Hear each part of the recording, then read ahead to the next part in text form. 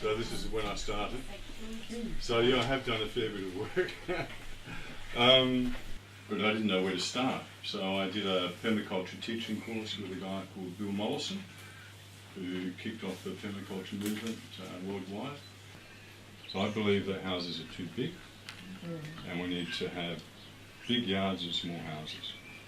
And that way we can generate our own food, we become a little more self-sufficient. So your garden can be designed around a house to not only create food but shelter and light and coolness in summer and things like that. We count around 80 or 90 edible species on the property. All the trees we've planted over the years, and we're still planting to try and encourage biodiversity. There was a spring, so we do have a spring-fed dam. So the spring always has water, but it's not nearly enough to finish our requirements here. This is a representation of our property that Jack was kind enough to knock up on his computer. The bore is right up here and feeds down through everything. So the bore comes into the tank, feeds down through there. Cold air is heavy. It tends to sink to the lowest point, so you can actually capture frosts and some things like those sort of conditions. And we've been certified organic for around 22 years, something like that. And these are grown. We either grow them here from seed that we harvest ourselves, so we have a closed system here, and it's designed to not to dig weeds out, but to chop the weeds off the ground level. Once again, so operates on the same principle. So if you have a look, when it's in full flower, it's full of insects. So it's got our native bee, the introduced bee to have lace wings.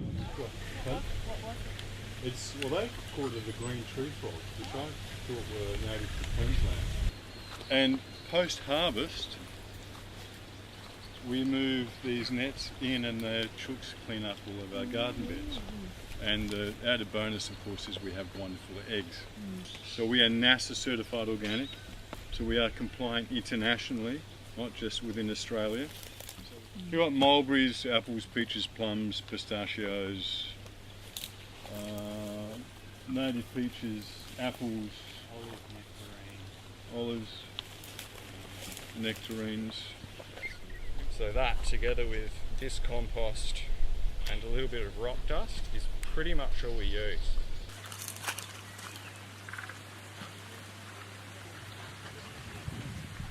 So a bag of subterranean clover, that'd be $10. That's your mulch, that's your compost, and let it die back and just plant straight into that. But we can actually manage our kikuyu quite well, but it takes management, time, and sort of a multifaceted approach.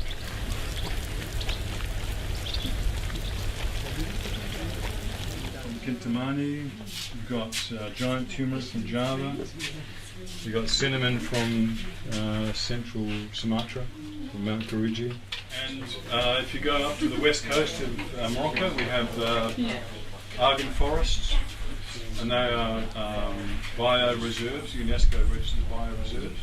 And we work with a women's cooperative, and we cold press our argan oil. So we make our own orange oil. We have a company we're working with. So we make orange oil, and the orange oil goes into our chocolate. And we produce rose water and orange water.